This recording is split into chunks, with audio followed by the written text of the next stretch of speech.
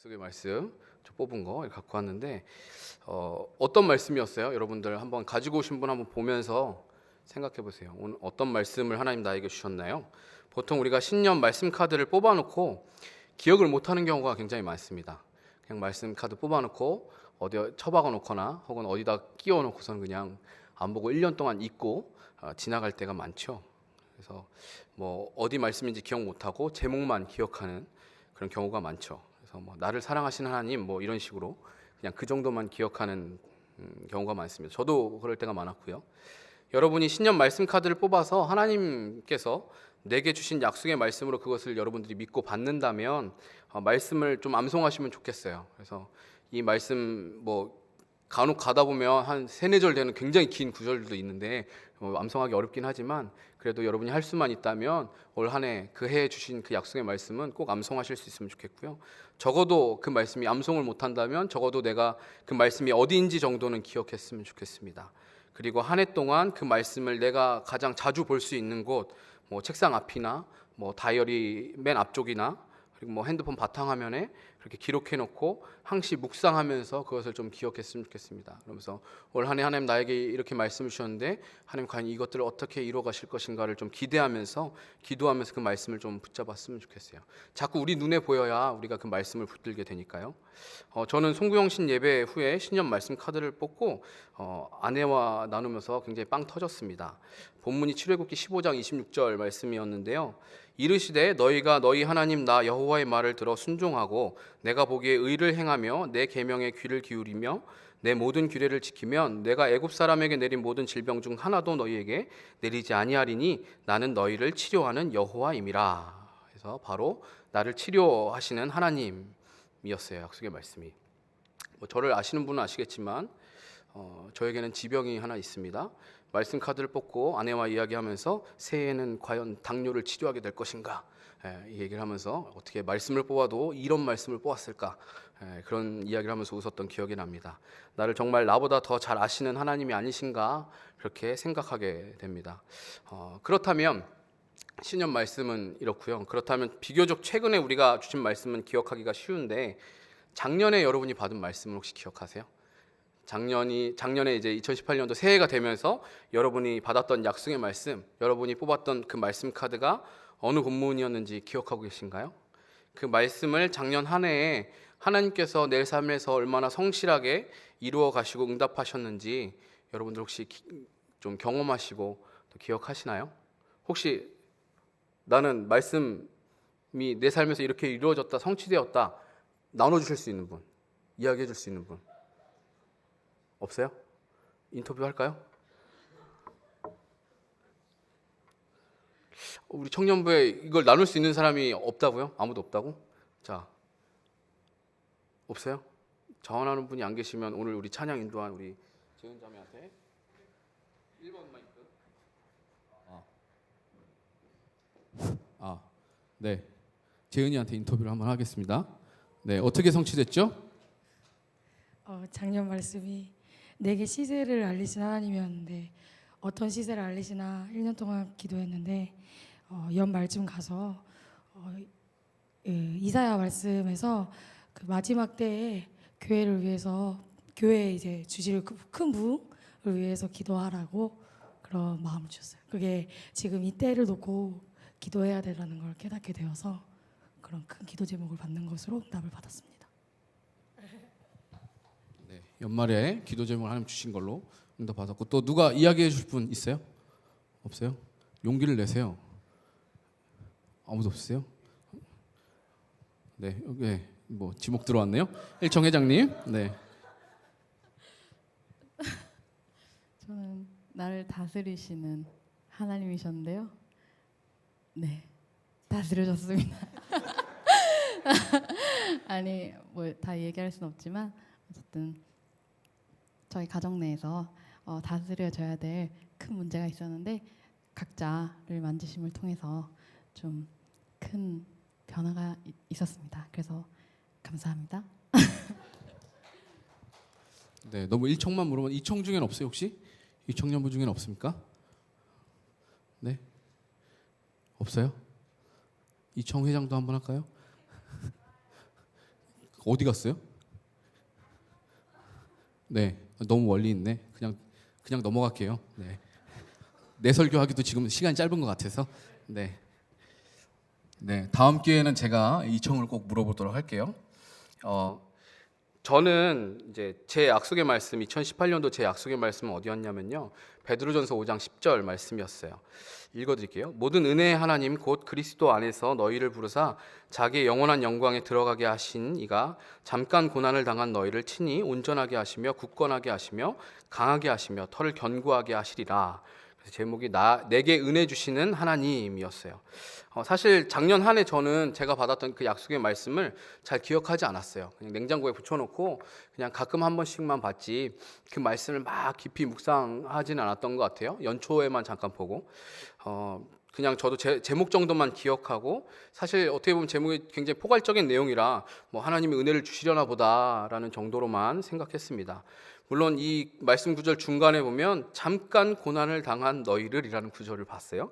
그 구절을 보고 잠깐 고민을 했습니다. 고난이 오려나? 라는 생각을 하면서 생각했다 애써 그것을 무시하고 넘어갔습니다. 그렇게 까맣게 잊고 1년이 지난 시점에서 제가 이 말씀을 다시 한번 좀 묵상하고 돌아보면서, 그러니까 신년 말씀 카드를 뽑고 나니까 작년의 말씀이 뭐였는지 궁금해지면서 이 말씀이 내 삶에서 어떻게 성취됐지라고 제가 생각해 보게 됐어요. 묵상하고 되돌아보니까 정말 하나님께서 이 말씀대로 신실하게 응답하셨더라고요. 모든 은혜의 하나님께서 잠깐 고난을 당한 나를 온전하게 하시고 굳건하게 하시고 강하게 하시고 털을 견고하게 하셨더라고요. 작년 한 해 제가 저 스스로를 돌아봤을 때 이전보다 더 성장하고 견고해질 수 있는 시간이었습니다. 뭐 제 인격적으로나 신앙적으로나 사역적으로 조금씩 더 견고해졌습니다. 물론 앞으로 더 그렇게 되어야 되겠죠. 하나님 앞에서 제가 집중하면서 내 삶을 돌아보고 자신을 점검할 수 있는 훈련의 기회를 작년 한 해 동안 하나님 저에게 주셨고, 제 연약함과 깨어지지 않던 내면의 죄를 발견하게 하셨습니다. 이전까지 깨닫지 못했던 것이었는데 하나님이 그 죄의 문제를 건드리시고 깨닫게 하셨고, 잠깐 고난의 사건들을 경험하게 하시면서 그것을 직면하면서 싸워나갈 기회를 주셨어요. 사실 그 고난을 만나기 전에 제가 제 죄의 문제를 직시하고 직면할 수 있게끔 하나님 준비하게 하셨어요. 그래서 그 문제가 다가왔을 때, 그 고난이 다가왔을 때 제가 그 고난 앞에 무너지거나 실패하는 것이 아니라 말씀으로 반응할 수 있었고 성숙하게 반응할 수 있었던 것 같아요. 물론 이런 부분에 있어서 앞으로 더 주님 앞에서 제가 다름받고 다듬어져 가야 합니다. 그러나 작년을 돌아보면서 하나님께서 주신 그 약속의 말씀 그대로 정말 하나님께서 세밀하게 저를 다듬어 가시고 신실하게 일하신 것을 보니까 정말 감사하고, 주님께서 앞으로도 저를 더 굳건하게 또 온전하게 강하게 견고하게 하시기 위해서 하나님께서 하실 일들, 그것들을 하나님 분명히 이루실 것이라는 확신을 제가 갖게 되었어요. 1년이 지났으니까 이제 약속의 말씀도 끝났다, 이게 아니라 앞으로 평생 동안 내가 이 말씀을 하나님이 내 삶 가운데서 이루어 가실 것이다 라는 것을 확신하면서 앞으로 이 말씀을 더 붙들게 되는 거죠. 그래서 사실 작년보다 올해 이 베드로전서 말씀이 더 마음에 새겨지게 된 것 같아요. 이제 본문으로 돌아가서 작년에 이제 4월부터 제가 여호수아서 말씀을 여러분들과 쭉 나눴습니다. 아마 다음 2월까지 제가 한 번의 설교를 더 여호수아서로 하고 여호수아서는 마무리하게 될 것 같아요. 이번 겨울 수련회나 적어도 3월부터는 주님께서 저를 통해서 이 청년부에 주신 그 약속의 말씀, 비전을 가지고 그것과 관련된 말씀을 나누게 될 것 같아요. 지난달까지 여호수아와 이스라엘 백성들이 가나안을 정복하는 그 전쟁을 시간 순서에 따라서 계속 말씀을 매달 나눴습니다. 광야에서의 40년 이후에 이제 가나안 땅에 이스라엘 백성들이 들어와서 본격적인 정복 전쟁을 벌이는 사건 중에서 주요한 사건들은 다 다뤘어요. 요단강을 건너고 여리고를 무너뜨렸고, 아간의 범죄로 인해서 아이 전투에서 패배하기도 했고, 또 기브온 주민들에게 속는 사건을 경험하기도 합니다. 그리고 비록 실패했지만 그 사건들을 통해서 이스라엘 백성들은 회개하고 돌이키고 다시 회복해서 가나안 땅을 하나씩 하나씩 점령해 가는 것을 우리가 보게 됩니다. 새해 여러분 큐티 하기로 좀 결심하셨나요? 큐티를 열심히 하고 계신 분들은 어제까지 이제 아간이 처형당하는 그 본문을 아마 큐티 하셨을 건데요. 제가 작년에 나눴던 이 설교 말씀들을 다시 떠올리면서 다시 한번 여러분들이 큐티할 때 집중해서 그 말씀들을 깊이 다시 한번 들여다보시고 묵상해 보시길 바랍니다. 하나님 보시기에 여러분에게 여호수아 말씀이 얼마나 필요했는지 작년에는 설교 말씀으로 올해는 큐티인 본문으로 묵상하게 하시네요. 근데 이런 경우가 흔치 않습니다. 제가 큐티인에다 전화해서 내년 본문이 어딥니까 물어보고 제가 본문을 정한 게 아니거든요. 이렇게 된 걸 보면 정말 여호수아서 말씀이 여러분들에게 굉장히 필요한 것 같아요. 그 묵상을 큐티를 계속 하셨으면 좋겠어요. 네, 할렐루야, 주님을 찬양합니다. 네. 제가 이제 여호수아서 말씀 마지막으로 나눴던 본문이 기브온 주민들 사건 이후에 기브온 주민들 그 사건이죠. 그래서 기브온 주민들이 이스라엘 백성들 두려워해서 그들과 화친을 맺는데 그냥은 해줄 것 같지 않으니까 그들을 속이죠. 속여서 거짓말로 먼 나라에서 온 것처럼 속여서 화친을 맺고 그 일로 인해서 이제 이스라엘 안에서 일어나는 사건들을 다뤘습니다. 그리고 그 사건 이후에 이스라엘 백성들은 가나안 땅을 대부분 점령합니다. 그 기브온 사건 이후 오늘 우리가 함께 읽은 그 본문 그 사이의 내용들이 바로 그 가나안 땅 대부분들 점령했다라는 내용이에요. 그리고 기브온에게 속아서 화친을 맺었지만 그 여호와 앞에서 한 그 맹세를 지키기 위해서 기브온 주민들을 이 이스라엘이 품고 갔을 때 그 기브온 주민들만 구해준 게 아니라 아모리의 5 왕들과의 그 전쟁에서도 크게 승리하죠. 그리고 하나님께서 우박과 해를 멈추시는 그 놀라운 사건들을 통해서 하나님 이 전쟁을 직접 하고 계시다라는 것을, 이 가나안 땅을 점령하는 이 일을, 전쟁을 하나님이 직접 주도적으로 하고 계신다라는 것을 이스라엘이 경험할 수 있게끔 해주십니다. 그리고 그 이후에 이스라엘은 주요 핵심 거점들은 다 정복을 해요. 하지만 아직 점령하지 못한 지역들이 있어요. 점령해야 되는데 좀 막 미루느라고 혹은 어떻게 보면 책임을 다하지 못해서 점령하지 못하는 지역들이 남아 있습니다. 그리고 기업별로 이제는 기업이 될 땅을 분배를 해요. 그리고 지파별로 그 지역들을, 남은 지역들을 다 정복하게 명령합니다. 그리고 가나안 대부분의 땅들을 이스라엘이 정복하고 이제 지파별로 땅의 경계가 명확하게 정해져요. 그래서 어느 지파는 어디부터 어디까지 이런 것들이 다 정해지고, 그리고 모세 때부터 하나님께서 명령하셨던 도피성을 지정을 합니다. 20장에 보면 도피성을 지정하고, 그리고 그 다음에는 분깃이 없는 레위 지파가 살 지역도 정해집니다.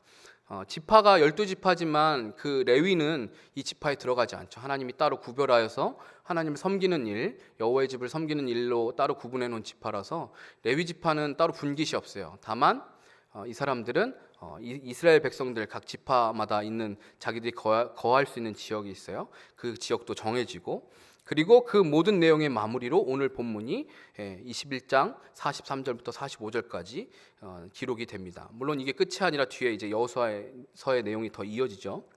오늘 우리가 읽은 본문 말씀을 한 번 더 읽어볼게요. 여호와께서 이스라엘의 조상들에게 맹세하사 주리라 하신 온 땅을 이와 같이 이스라엘에게 다 주셨으므로 그들이 그것을 차지하여 거기에 거주하였으니 여호와께서 그들의 주위에 안식을 주셨을 때 그 조상들에게 맹세하신 대로 하셨으므로 그들의 모든 원수들 중에 그들과 맞선 자가 하나도 없었으니 이는 여호와께서 그들의 모든 원수들을 그들의 손에 넘겨주셨습니다. 여호수아서는 이 가나안 땅을 정복하는 내용이지만 성경 전체적인 그림으로 보면 창세기부터, 즉 아브라함 때부터 계속 주어진 그 약속의 땅 가나안을 하나님께서 이제 약속으로 주잖아요. 이제 내 자손에게, 아브라함 내 자손에게 이 땅을 내가 너에게 주겠다, 너의 자손에게 주겠다. 그 약속이 완전히 성취된, 완벽하게 지금 성취된 그 사실을 선언하는 내용이에요. 지금 이 시점에 와서 그 약속이 완전히 성취되었습니다라고 선포하고 있습니다. 하나님께서 처음 이스라엘의 선조인 아브라함을 통해서 가나안 땅을 주시기로 약속한 이후에 가나안 땅을 정복해서, 이 여호수아 백성들이 가나안 땅을 정복해서 이 땅이 주어지기까지 총 몇 년이 걸렸냐면 690년이라는 시간이 걸려요. 하나님의 말씀이 완벽하게 성취되는 그 시간까지가 690년이라는 시간이 걸립니다. 그 긴 시간 동안 아브라함과 이삭과 야곱, 요셉뿐만 아니라 지금의 수많은 자손에 이르기까지 이스라엘 백성들은 수많은 역경을 겪으면서도 믿음으로 기다리고 그 말씀, 그 언약을 기다리고 믿고 순종하면서, 하나님의 말씀에 순종하면서 결국 그들은 자신의 맹세를 지키시며 성취하시는 그 하나님, 반드시 말씀하신 것은 성취해내시는 그 하나님, 그 하나님의 역사를 목격하게 된 것입니다. 여호수아는 이 시점에서 궁극적으로 이스라엘의 하나님은 이스라엘을 먼저 선택하셔서 부르신 분이시고 그들에게 약속을 주셨고 그 약속을 실제 역사 안에서 신실하게 이행하시는 분이시라는 것을 선포하면서 백성들로 하여금 기억하게 만드는 거예요. 이미 우리의 조상 아브라함 때부터 하나님 약속하신 것, 그 약속이 주어진 것도 놀라운 은혜인데, 그렇죠? 하나님이 아브라함이 특별해서 그 약속을 주신 게 아니라고 했었죠. 하나님이 은혜로 그 약속을 주셨어요. 은혜로 그 아브라함을 택하여 주셨어요. 그리고 그 약속을 하시고 언약을 맺으시고 하나님이 그 약속을 지키시기 위해서 이 오랜 시간 동안 잊지 않으시고 하나하나 신실하게 약속들을 지켜오신 분, 그 하나님이 오늘에 와서 완벽하게 그 약속을 지켜 이루어내셨다라는 것을 선포하는 것입니다. 지금 우리가 읽었던 이 세 절의 말씀은 하나님이 정말 어떤 분이신지, 하나님이 진정 어떤 분이신지를 생각하게 하고, 오늘 이루어진 약속의 말씀이 그냥 단순한 어떤 땅을 얻었다 정도의 의미가 아니라는 것을 백성들에게 알려주고 있습니다. 하나님은 맹세가 필요 없으신 분이시죠. 제가 설교 때 여러 번 설명한 적이 있지만 하나님은 맹세를 하실 필요가 없어요. 하나님은 말씀하신 것은 반드시 이루실 수밖에 없는 분이고 이루실 수 있는 분이시고, 그렇기 때문에 하나님은 뭐 약속을 한다, 맹세를 한다, 언약을 맺는다, 이것은 인간을 위해서 주어지는 것이지 하나님에게는 절대 그것이 필요하지 않습니다. 근데 그 하나님께서 맹세가 필요 없으신, 또 말씀하시는 것은 반드시 성취하시는 하나님께서 전적으로 인간을 위해서 맹세하시고 언약을 맺어 주셨어요. 고대 사회에 언약을 맺을 때, 서로 계약을 할 때 짐승을 반으로 쪼개놓고 그 사이를 계약을 맺는 두 사람이 왔다 갔다 해요. 그 얘기는 무슨 의미냐면, 만약에 우리가 맺은 이 언약을 어길 시에는 이 쪼개진 짐승처럼 누군가 하나는 죽는 거다라고 말하는 거예요. 만약에 약속을 깨면. 근데 하나님이 아브라함과 언약을 맺을 때는 하나님 혼자 거기를 왔다 갔다 하세요. 아브라함은 못 지켜도 나는 지키겠다라고 말씀하시는 거예요. 그러니까 하나님은 그만큼 우리에게 은혜로 이 언약을 주시고 또 맹세하시고, 그 맹세하신 것을 약속을 지켜주시는 그 하나님이신 거죠. 그리고 이 언약의 성취는, 이 약속의 성취는 단순히 이스라엘 백성들이 그냥 살 집, 그냥 살 땅을 얻는 그 정도, 물질적이고 가시적인 차원의 것만이 아니라 이스라엘 백성들이 군사적으로, 영적으로 안식을 주시는 것까지, 그것까지로도 성취가 이루어집니다. 눈에 보이는 것, 물질적인 것뿐만 아니라 영적인 부분까지도 성취가 되는 것이죠. 44절 말씀은 하나님이 맹세하신 대로 가나안의 그 어떠한 족속도 그들과 맞선 자가 하나도 없었으므로 참 평화와 안식을 누릴 수 있었다고 말씀합니다. 하나님이 여호수아에게도 말씀하시고 이스라엘 백성들에게도 말씀하셨어요. 내가 이 땅을 너희에게 주겠다. 너희가 이 땅을 차지하게 될 거다. 반드시 차지하게 될 거다. 그리고 이 사람들이 너희를 당할 수가 없을 거다. 너희를 이길 수가 없을 거다라고 하나님이 약속하셨어요. 그리고 그게 정말 성취되었어요. 그래서 그 말씀 그대로 그 어떠한 족속도 이들과 맞선 자가 없었기 때문에 이들은 참 평화와 안식을 누리는 거예요. 누군가가 우리를, 그죠? 반에서 싸움 제일 잘하는 애는 반에 교실에 들어가면 뭐 마음이 제일 편하겠죠. 엄마 아빠는 무서울 수 있지만 학교에 가면 내가 짱이니까 누가 날 건들 일이 없어요. 그거 무섭지 않은 거죠. 그것처럼 주변에서 누군가 이스라엘을 공격할 일이 없어요. 이스라엘을 두려워하기 때문에. 그렇기 때문에 평화와 안식을 누릴 수 있습니다. 그들이 치른 전쟁은 그리고 단순한 물리적인 그 싸움뿐만이 아니라 하나님의 약속을 믿는 신앙의 싸움이었어요. 계속해서 우리가 봐온 그 과정들이 그냥 단지 뭔가 싸움을 잘하고 전쟁을 잘하고 굉장한 전략을 잘 세우고 혹은 물리적으로 뭔가 실력이 뛰어나고 이래서 이겨나가고 가나안 땅을 정복하는 게 아니잖아요. 하나님의 약속을 믿는 그 신앙의 부분에 있어서 하나님이 믿음의 문제를 놓고 신앙의 문제를 놓고 치열하게 그 문제를 순종하게 하시고 말씀대로 순종하게 만드시잖아요. 그 신앙의 싸움이었기 때문에 결국 그 끝에는 영적인 안식까지 누리게 되는 것이죠. 하나님의 말씀에 순종했을 때, 그 신앙의 싸움에서 승리했을 때 누릴 수 있는 참된 안식, 영적 안식까지 누리게 되는 것입니다. 하나님이 주셨기 때문에 그들은 가나안 땅을 얻게 된 것이에요. 그들이 노력해서 얻은 게 아니라 하나님이 주셨기 때문에.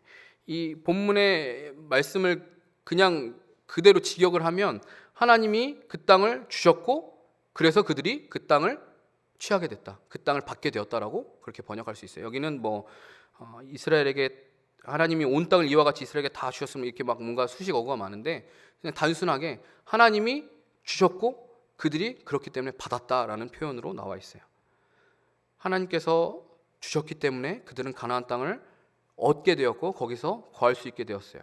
그리고 하나님이 그들의 원수를 그들의 손에 넘겨주셨기 때문에, 하나님이 그들의 손에 그들의 원수를 넘겨주셨기 때문에 그들이 안식을 누리게 되었습니다. 땅을 얻는 것 이상의 아주 중요한 의미가 있는 것이에요. 우리는 여기서 아주 중요한 사실을 발견하고 기억해야 합니다. 여호수아와 이스라엘 백성들에게 말씀하시고 그 말씀하신 약속을 하나님께서 성취해 가실 때, 그때 우리가 취해야 되는 태도는 무엇인가? 우리가 삶과 행동으로 드러내야 하는 것은 무엇인가? 그것들이 바로 있다라는 사실이에요. 하나님께서 내게 올해 주신 약속의 말씀을 여러분들 성취되길 원하십니까? 아무도 없나요? 네. 약속의 말씀이 여러분들의 삶 가운데 성취되길 원하십니까?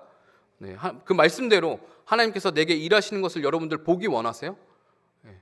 그냥 남이 나는 하나님의 말씀이 내 삶에서 이렇게 성취됐어, 이거를 그냥 듣는 걸로 끝나는 게 아니라 나도 간증할 수 있는, 내가 그걸 직접 하나님이 일하시는 걸 보는 거예요.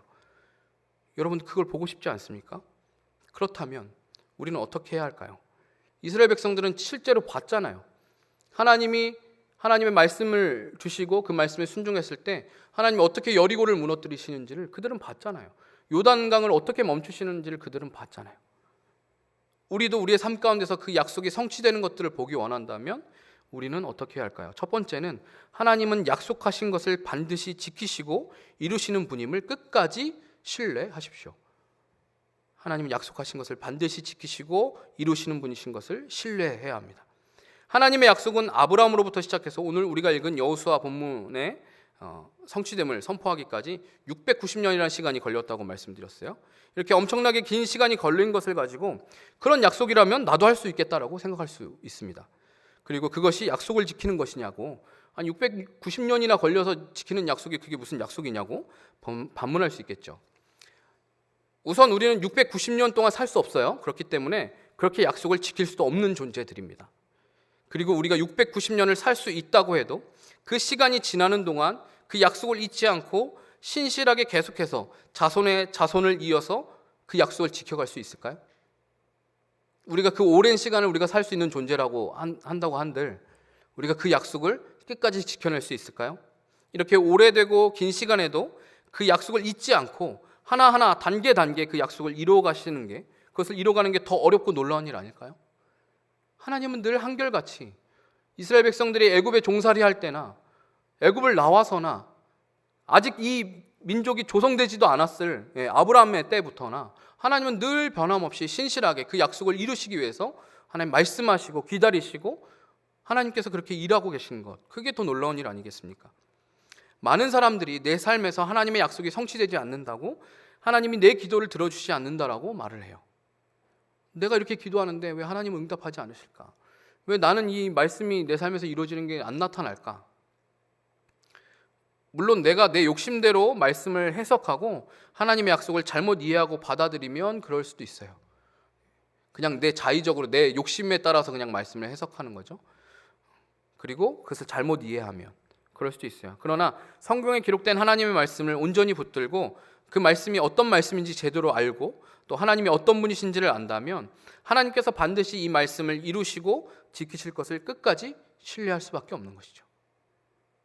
신년 말씀 카드가 나와 전혀 상관없는 말씀처럼 여겨질지라도 그 말씀을 주신 하나님을 우리가 끝까지 신뢰하고 붙들고 기도해야 합니다. 가족 구원의 문제를 놓고 기도하는 분들이 계실 거예요. 내 가족이 예수를 믿고 구원받게 되길 간절히 기도하고 나름 그렇게 바라고 기다려보지만 당장 내 눈에는 우리 부모님이, 우리 가족이 예수님을 믿을 확률은 전혀 보이지 않는 바늘구멍으로 들어갈 확률로 보일 수 있습니다. 그러나 하나님의 때와 방법은 우리의 생각과 지혜와 능력을 초월하고 우리가 다 알 수 없습니다. 중요한 것은 하나님께는 그것이 얼마든지 가능한 일이다라는 그 사실을 내가 끝까지 믿는 거예요. 그냥 잠깐 믿는 게 아니라 끝까지 믿는 거예요. 그게 믿음인 거예요. 믿음이라는 건요, 믿다가 중간에 포기하는 게 아니에요. 끝까지 믿는 게 믿음인 거예요. 중간에 믿다가 포기하면 그건 믿은 게 아니에요. 끝까지 믿는 게 믿음인 겁니다. 애굽 종살이하는 기간 동안 언약의 주체인 그들 자신조차도 그 언약을 잊어버리잖아요. 이스라엘 백성들. 언약의 주체인 자신들도 약속으로 받은 가나안 땅에 대해서 잊어버리고 살았어요. 근데 그 언약을, 그 약속을 하나님이 먼저 기억하셔서 모세를 보내시잖아요. 그리고 끝까지 지켜내시잖아요. 그리고 그들을 애굽에서 끄집어내시잖아요. 이스라엘 백성들이 나오려고 발버둥 친 게 아니에요. 애굽으로부터 탈출하려고 이 사람들이 노력하고 발버둥 쳤는데 그게 잘 안 돼서 하나님이 도와준 게 아니라 그들은 그럴 생각조차 없었는데 하나님께서 그 약속을 기억하시고 정확하게 제가 본문은 못 봤지만 아마 그렇게 기록되어 있을 거예요. 하나님이 그걸 기억하셨다고. 아브라함과 하셨던 그 약속을 기억하셔서 하나님이 모세를 준비시키시고 그 모세를 통해서 이스라엘 백성들을 애굽에서 끄집어내세요. 하나님은 이런 분이시에요. 우리가 잃어버리는 그 약속조차도 하나님께서 먼저 기억하셔서 반드시 그 약속을 이뤄내시는, 성취하시는 분이십니다. 그 하나님을 끝까지 믿어야 되는 거죠. 눈에 보이는 것이 확실한 증거가 있는 대로만 믿는다면 그게 과연 믿음입니까? 당연히 그럴 확률이 높아 보이는 걸 보고 내가 믿을게요라고 말하지 않죠. 그거는 믿음이 필요 없죠. 그건 당연한 거예요. 그렇게 될 수밖에 없는 그런 조건이 있는 걸 보고서는 거기에다가 뭔가를 거는 거는 그건 믿음이 필요한 게 아니죠. 충분히 가능성이 있어 보이는 일을 가지고 내가 기다리는 것은 누구나 할 수 있어요. 믿음이 필요한 일이 아닙니다.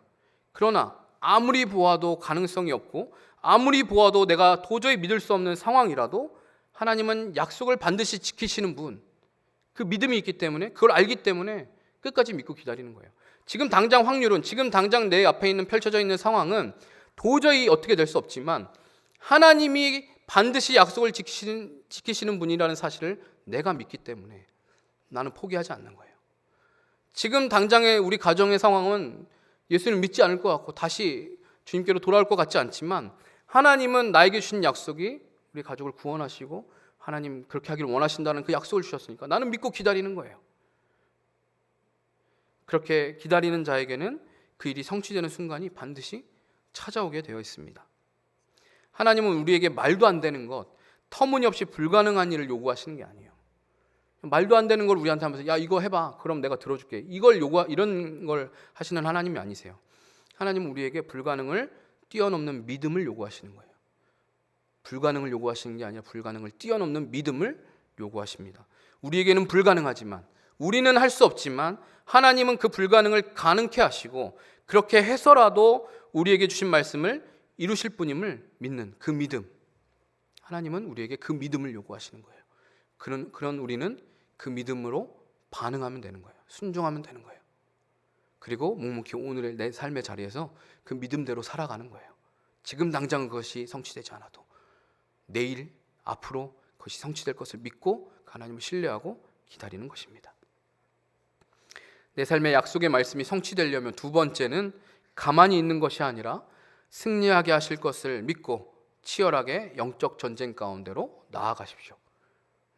가만히 있지 말고, 가만히 있는 게 아니라 승리하게 하실 것을 믿고 치열한 그 영적 전쟁터로 들어가는 것입니다. 가만히 있으면 약속이 성취되는 게 아니에요. 우리가 흔히 이런 생각을 하죠. 약속의 말씀을 받아놓고 감나무 아래에서 누워서 감 떨어지기를 기다리는 것처럼 가만히 있으려고 해요. 그러니까 이거는 그냥 무슨 신년 운세 뭐 이런 거 뽑는 게 아니에요. 그거랑 다른 거예요. 완전 다른 거죠. 뭔가 하나님 나에게 약속의 말씀을 주시면 그냥 나는 아무것도 안 하고 가만히 있으면 하나님이 이루어줘야 되는 것, 우리는 자꾸 그런 생각을 해요. 뭐 치료하시는 하나님이라는 말씀을 받아놓고 아무런 노력도 하지 않는 거예요. 난 가만히, 오히려 병이 더 악화될 일들만 하는 거죠. 밤마다 치킨을 시켜 먹고 맨날 그 몸에 안 좋은 것들을 막 술 담배를 하고, 그러면 병이 치료가 돼요? 물론 하나님은 그럼에도 불구하고 치료하실 수도 있겠죠. 근데 하나님은 상식적이지 않은 것들을 하시는 분이 아니세요. 치료하는 하나님이라고 해놓고 운동도 안 하고 뭐 약도 안 먹고 병원도 안 가보면서 하나님이 그것을 이루어 주셔야 된다고 생각하면 그건 굉장히 큰 착각입니다. 이거는 내 노력이나 공로가 들어가야 된다는 걸 말하는 게 아니에요. 내 노력과 내 공로로 이것들을 성취해내야 된다. 하나님의 약속은 약속이고 내가 노력한 거는 막 이렇게 해서 내가 어떻게든 이것들을 만들어내야 된다. 이걸 말하는 게 아니에요. 내 최선의 노력과 수고를 다하지만 그 일이 이루어지느냐 마느냐는 하나님의 손에 달려있다는 걸 믿는 거예요. 내가 아무리 노력하고 수고해도 하나님이 허락하지 않으시면 이건 얼마든지 이루어지지 않을 수 있는 거예요. 그걸 믿는 거예요. 그걸 아는 거예요. 그렇기 때문에 매 순간 하나님이 뭐라고 말씀하시는지 하나님의 음성에 민감하게 귀 기울여야 되는 거예요. 그리고 그분의 말씀에 순종하고자 치열한 영적 전쟁이 필요해요. 왜냐하면 내 주변에서 들리는 소리는, 내 내면에서 들리는 소리는 하나님의 말씀, 하나님의 명령과는, 하나님의 약속의 말씀과는 정반대되는 그 유혹들이 찾아오기 때문에 내 내면에서 치열한 영적 전쟁이 하루에도 수백 번씩 일어나는 거예요. 그러니까 하나님께서 이스라엘 백성들에게 가나안 땅을 주시겠다고 약속하셨습니다. 근데 가만히 있으면 가나안 사람들이 다 이민 가던가요? 하나님 약속하셨으니까 가나안 사람들 다 쫓아내 주세요. 그러니까 오늘날 갑자기 가나안 백성들이 갑자기 정신이 나가가지고 짐을 싸가지고 막 옆 땅으로 이민을 가요. 그런 일이 일어나는 게 아니잖아요. 내가 직접 그 땅으로 가서 전쟁을 해서 그 땅을 취해야 돼요. 근데 전쟁을 하면 하나님이 그 땅을 주시겠대요. 너희들이 차지하게 될 거라고 하나님 그렇게 약속해 주세요. 근데 보면 내가 싸우고 전쟁을 해서 이길 승산이 전혀 없어요. 객관적으로 봐도 이스라엘 사람들이 애굽에서 종살이 하다가 40년 동안 광야를 떠돌이 생활하다가 어떻게 전쟁을 하며 무기는 어디 있으며 식량은 어디서 조달을 하며 어떻게 승리를 합니까? 이길 승산이 전혀 없죠. 그러니까 세상의 방법으로는, 인간적인 방법으로는 될 수 없는 거예요. 그래서 하나님이 말씀하시는 명령에 그 하나님의 방법에 귀 기울이고 철저하게 그것에 순종해야 되는 거예요. 내가 할 수 없으니까, 내가 그 일을 이뤄낼 수 없으니까 하나님이 뭐라고 말씀하시는지, 하나님이 어떤 방법을 알려주시는지를 내가 귀 기울여 듣고 그것이 내가 생각하기에 말이 되는 소리야? 라고 할지라도 순종하는 거예요.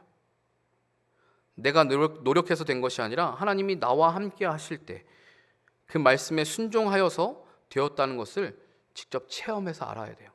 그냥 지식으로 아는 것 말고 직접 경험해 가야 되는 거예요. 아, 사람들이 비웃었지만 내가 하나님 말씀하신 이 방법을 선택했을 때 하나님 결국에는 하나님 말씀하신 대로 이루시는구나. 이것들이 여러분들의 삶에서 계속 경험되어야 되는 거예요.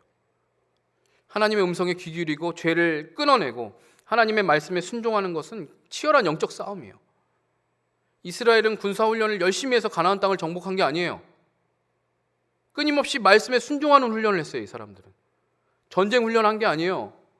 창술, 방패술, 검술 이런 걸 훈련한 게 아니라 끊임없이 광야 40년 동안 뭘 했냐면 하나님 중심의 삶, 하나님 말씀에 순종하는 것. 하나님이 가라고 하면 가고 하나님 멈추라고 하면 멈추고, 왜 멈추는지 몰라요. 근데 멈추라고 하면 멈추는 거예요. 순종하는 거예요. 끊임없이 말씀에 순종하는 훈련을 40년 동안 했어요. 죄를 그리고 끊어내는 훈련을 했어요. 죄가 있을 때마다, 이스라엘 백성들 가운데 그 죄가 있어서 막 뒤집어질 때마다 고통스럽지만 그 죄를 다 끊어내고 징계하고 그 죄와 치열하게 싸우고 이런 영적 훈련, 영적 전쟁을 했기 때문에 결국에 궁극적으로 이 가나안 땅에 와서 승리할 수 있었던 것이죠. 치열한 영적 전쟁 끝에 하나님의 말씀에 순종할 때 하나님께서 승리하게 하시고 하나님께서 그 땅을 차지하게 해주시는 거예요. 우리가 그리스도인으로서 살아간다는 것은 그저 편하게 앉아서 하나님이 주는 복을 받아서 누리는 삶이 아니에요. 처음에 여러분들이 신앙생활을 막 시작했을 때 아직 내 신앙이 성숙하지 않았을 때는 그럴 때도 있어요. 내가 아무것도 노력하지 않았는데 하나님이 그냥 막 부어주시는 은혜들이 때로는 있어요. 근데 그것이 우리의 삶에 계속 지속되는 게 아니에요. 나는 아무것도 하지 않으면서, 나는 하나님께서 명령하신 것에 순종하지도 않으면서 내가 복만 받기를 누리는 삶, 그것은 결코 우리에게 유익한 게 아니에요. 자녀에게 먹을 것을 주기만 하는 부모는 없어요. 자녀가 클수록 그 자녀가 스스로 먹을 것을 구할 수 있게 해주고 홀로 먹고 살 수 있는 능력을 키워주기 위해서 부모들이 뭐를 시켜요? 교육을 시키잖아요. 교육을 시키고 공부를 하고 훈련을 하게 해요. 고기를 잡아주는 거에서 처음에는 스스로 잡을 수 없기 때문에 고기를 잡아주지만 나중에는 고기를 잡는 방법을 가르쳐줘요.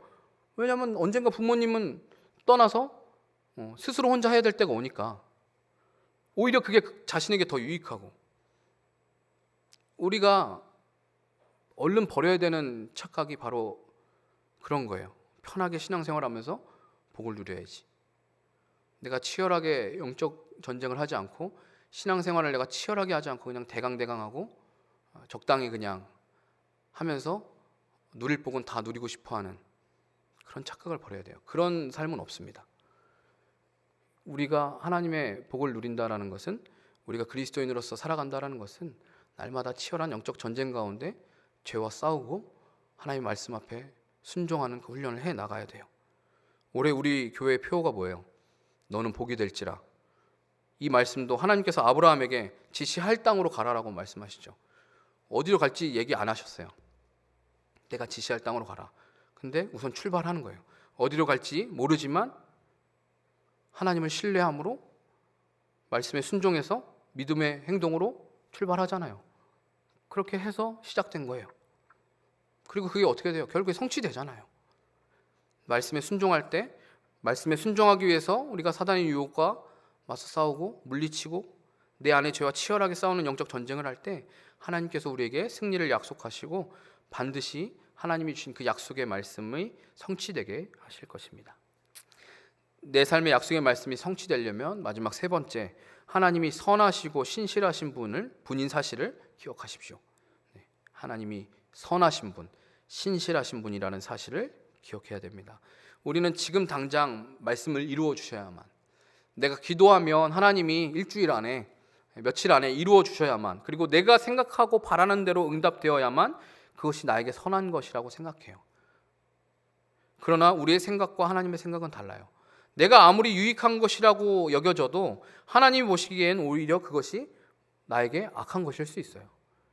그래서 때로는 내가 아무리 간절하게 기도해도 하나님은 내가 원하는 대로 응답하시지 않을 때가 있어요. 내가 그렇게 대학교에 합격하기를 원하는 마음 바라고 기도하고 간절히 기도했는데도 하나님이 떨어뜨리실 때도 있어요. 하나님은 어떤 것이 아브라함과 이스라엘 자손의 편에서 유익한 일인지를 가장 잘 아셨기 때문에 오랜 시간이 걸렸지만 그렇게 해서 가나안 땅을 주셨어요. 아니, 가나안 땅을 주기로 약속하셨으면 당장 주시면 좋지. 뭐 그렇게 뺑뺑뺑뺑 돌려서 690년이나 걸려서 줍니까? 하나님께서 물론 당장도 그 땅을 주실 수도 있겠죠. 하지만 그렇게 한들 이스라엘이 과연 감당할 수 있었을까요? 아브라함은 뭐 혼자니까 차치하고 나중에 큰 민족이 이루어졌어요. 그리고 애굽으로부터 나왔어요. 그리고 나서 바로 가나안 땅으로 들어갔다고 한들 이스라엘 백성들이 그 가나안 땅에서의 삶을 감당할 수 있었을까요? 광야에서의 40년이 징계의 의미도 있지만 그 시간 동안 그들이 철저하게 훈련한 것은 성막 중심의 삶이었어요. 하나님 말씀 중심의 삶. 이걸 훈련하지 않았는데 가나안에 들어가면 그 땅을 차지할 수 있을까요? 거기서도 하나님의 말씀에 순종하지 않는데 자기들의 능력으로 절대 정복할 수 없는 가나안 땅에 들어간들 거기를 점령할 수 있겠어요? 들어간 지 얼마 안 돼서 또 금송아지 우상 만들어서 절하지 않았을까요? 금방 바알과 아세라 앞으로 쪼르르 달려가서 거기서 우상 숭배하고 있지 않았을까요? 조금만 틈이 있어도 우상 숭배하고 하나님께 등 돌리기 바쁜 이스라엘이지 않았나요? 이렇게 치열하게 훈련하고 하나님의 말씀에 순종하는 훈련을 하는데도 불구하고 중간중간 계속 실패하잖아요. 교만해지고 말씀에 불순종하고 또 실패하고 그러잖아요. 그랬는데 그것이 주어진다고 한들, 지금 당장 주어진다고 한들 그들에게 어떤 유익이 있겠습니까? 교만해져서 말씀에 불순종하고 실패하는 이스라엘임을 성경 역사가 보여주잖아요. 그리고 그 모습이 나의 모습이라고 말씀하시지 않나요? 우리라고 다를까요? 지금 당장 저한테 누군가가 벤츠나 마세라티, 페라리, 포르쉐 뭐 이런 거 주면 제가 좋을까요? 잠깐은 좋을 수 있을 거예요. 오, 이런 차가. 차를 너무 바꾸고 싶어요. 예은이 태우고 다니려면 차가 너무 좁아요. 클릭은. 네.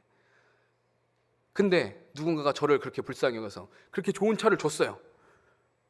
근데 저는 줘도 그것을 몰 능력이 없어요.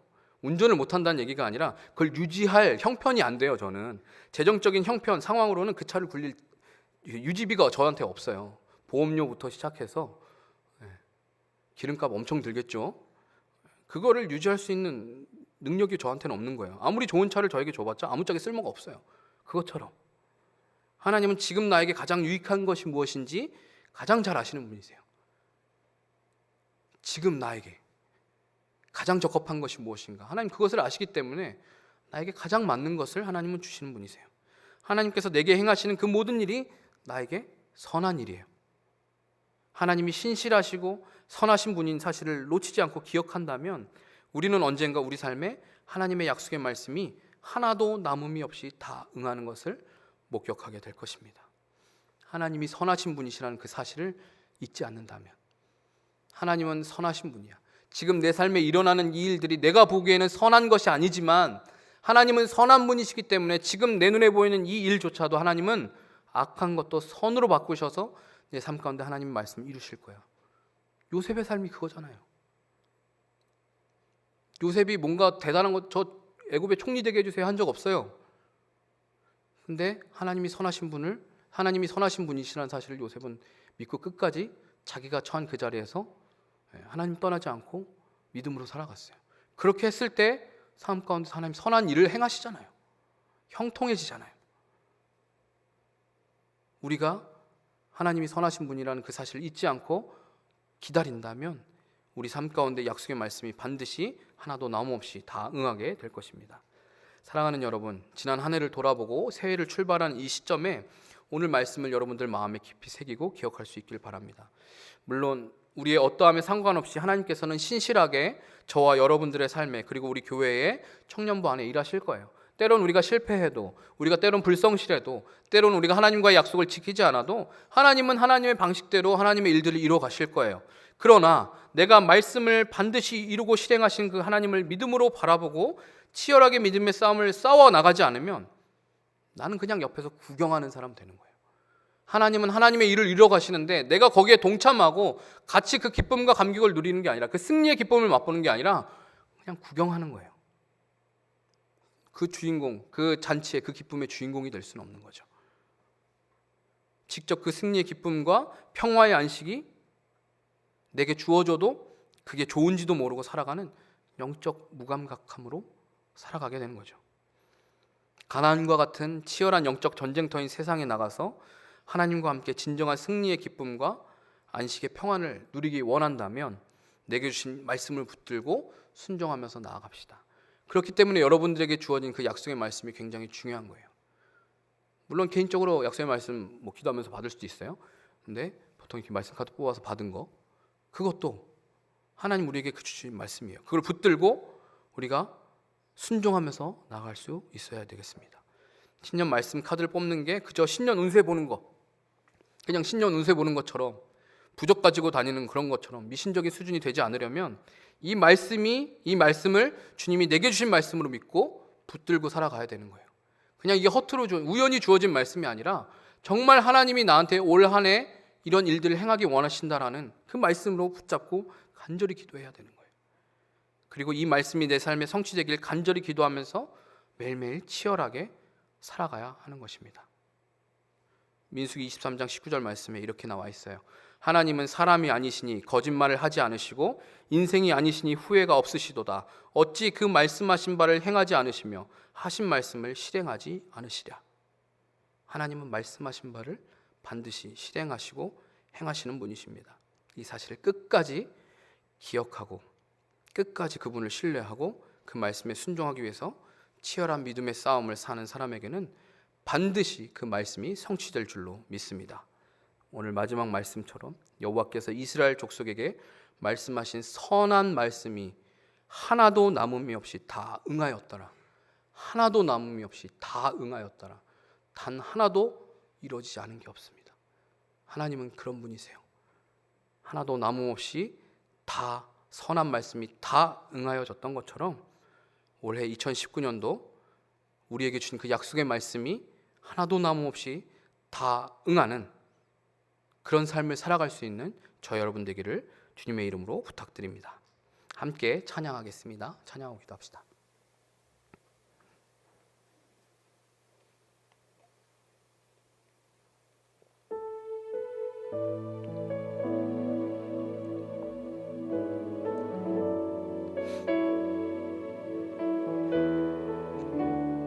여러분이 하나님을 생각하실 때 어떻게 생각하세요? 그냥 막연하게 하나님은 날 잘 도와주는 분, 하나님 날 지켜주시는 분, 그냥 이 정도의 수준으로 그치고 있다면 다시 생각하셨으면 좋겠어요. 하나님은 여러분이 생각하는 것보다 여러분들에 대해서 너무나 더 잘 알고 계세요. 더 많은 관심을 갖고 계시고 세밀하게 여러분의 삶 가운데 들어가 계세요.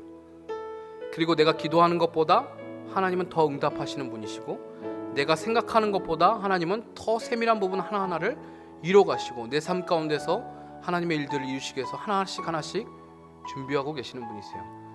우리가 하나님이 그런 분이시라는 사실을 좀 경험하게 됐으면 좋겠습니다. 이 찬양을 좀 고백하면서 그 하나님을 생각하고 우리의 마음을 결단하는 시간 갖도록 합시다.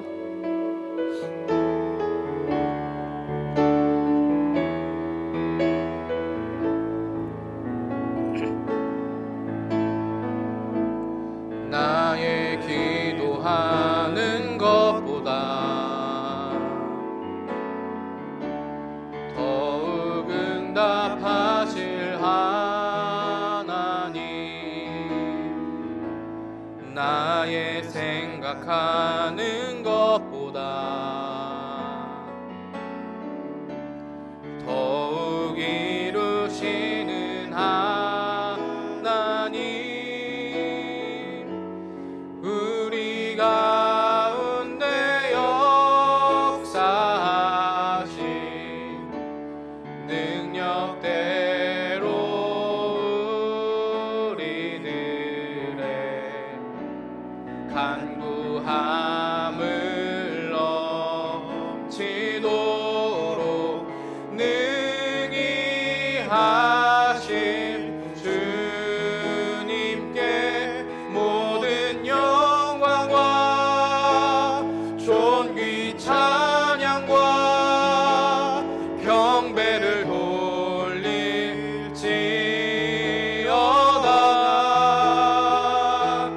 모든 영광과 존귀 찬양과 경배를 돌릴지어다. 한 번 더. 나의 기도하는 것보다, 나의 기도하는 것보다 더욱 응답하실 하나님, 더욱 응답하실 하나님,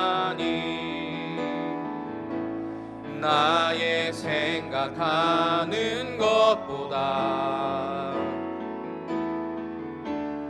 더욱 이루시는 하나님, 우리 가운데 역사하신 능력대로 우리들의 간구함을 넘치도록 능히 하신 주님께 모든 영광과 존귀 찬양과 경배를 돌릴지어다.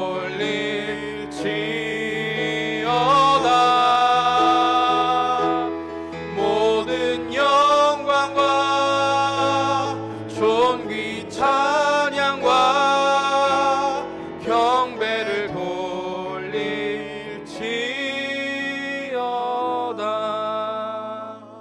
네, 함께 말씀 붙들고 기도하겠습니다.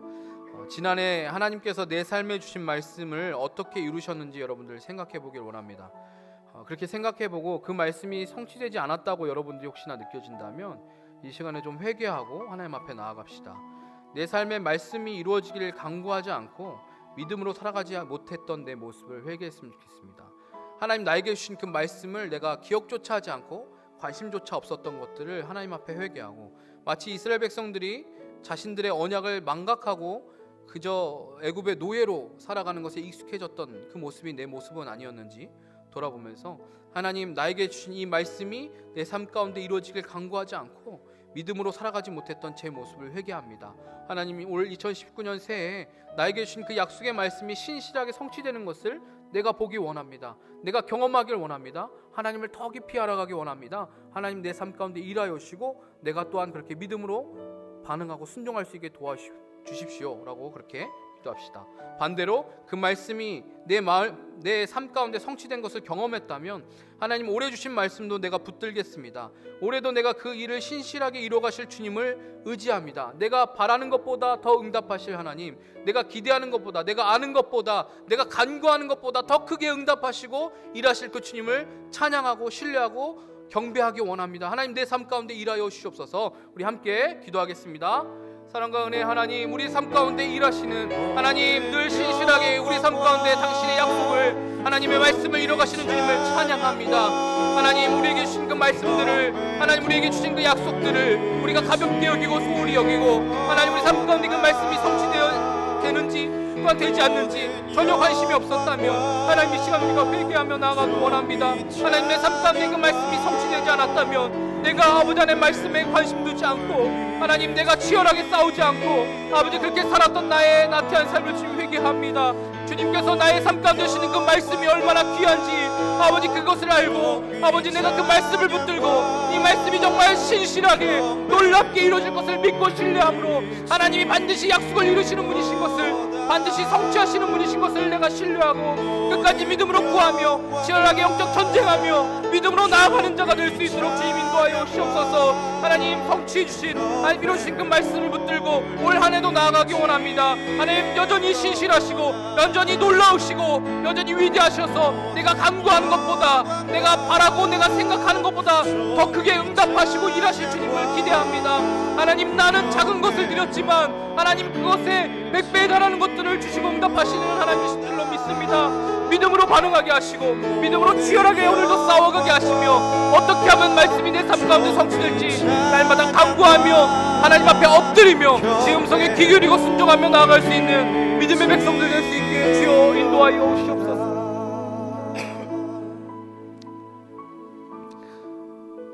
내가 기도하는 것보다, 내가 생각하는 것보다 더 응답하시고 더욱 이루시는 하나님을 찬양합니다. 하나님 우리에게 주신 그 약속의 말씀, 작년 한 해 얼마나 이루어졌는지 하나님 우리가 관심조차 없을 때도 많았고, 또한 하나님 내가 노력하지 않았음에도 하나님은 너무나 신실하셔서 내가 잊어버린 그 약속의 말씀조차 내 삶 가운데 성실하게 이루어 가신 것을 감사합니다. 하나님이 주신 그 말씀들을 소홀하게 여기고 하나님 가볍게 여겼던 우리의 죄를 용서하여 주시옵소서. 하나님은 말씀을 이루시기 위하여서 하나님의 열심으로 하나님 우리의 삶 가운데 일하고 계시는데, 하나님 우리는 그저 그것을 방관하고 나태하게 그냥 그것들을 기다리고만 있지는 않았는지 돌아보기 원합니다. 하나님의 말씀이, 하나님의 약속의 말씀이 내 삶 가운데서 성취되는 일을 위해서 내가 오늘도 치열한 영적 전쟁터 가운데로 나아가고, 하나님 비록 내 앞에 내 현실이 아버지 하나님 그 끝이 보이지 않는, 가망이 없어 보이는 칠흑 같은 그 앞길이라고 할지라도 하나님은 반드시 그 약속을 성취하시고 이뤄내시는 분이시라는 사실을 믿고 바라며, 하나님 오늘도 믿음으로 그 한 걸음을 내딛고 영적 전쟁 가운데로 나아갈 수 있는 사랑하는 우리 청년들, 또 우리 모든 성도님들 한 사람 한 사람 될 수 있도록 주여 인도하여 주옵소서. 하나님 작년에도 신실하게 일하신 하나님을 믿고 붙잡고 올 한 해도 우리에게 주신 그 약속의 말씀을 붙잡고 나아가길 원합니다. 하나님 우리 삶 가운데 주의 말씀을 성취하여 주시고 이루어 주시옵소서. 하나님 그 일을 아버지 하나님 이루시는데 우리를 사용하여 주시고 우리가 기꺼이 그 일 가운데 우리 삶을 드리며 주의 음성에 귀 기울여 순종할 수 있는 믿음에 반응할 수 있도록 주님 인도하여 주시옵소서. 늘 신실하신 주님을 찬양합니다. 예수님의 이름으로 기도드립니다. 아멘. 이제는 우리 주 예수 그리스도의 은혜와 하나님 아버지의 놀랍고 크신 사랑과 성령 하나님의 위로교통 충만하심이, 말씀하신 것은 반드시 이루시고 성취하시는 여호와 하나님, 그 신실하신 하나님을 끝까지 믿고 신뢰하며 오늘도 치열한 그 영적 전쟁터 가운데로 담대하게 믿음으로 나아가는 사랑하는 청년들, 이 자리에 모인 성도들 머리머리 위에 이제로부터 영원토록 함께 있을지어다. 아멘.